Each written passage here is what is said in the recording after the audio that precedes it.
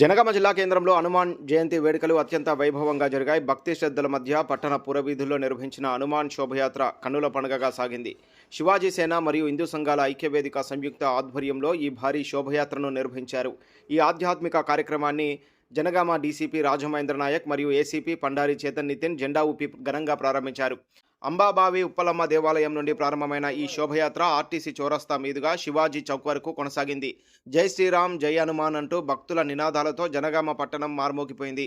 భారీ సంఖ్యలో యువకులు హిందూ బంధువులు ఈ యాత్రలో పాల్గొని హనుమాన్ పట్ల తమ భక్తిని చాటుకున్నారు.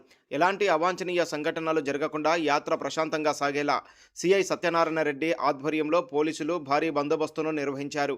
ట్రాఫిక్ ఇబ్బందులు కలగకుండా ముందస్తు చర్యలు చేపట్టారు.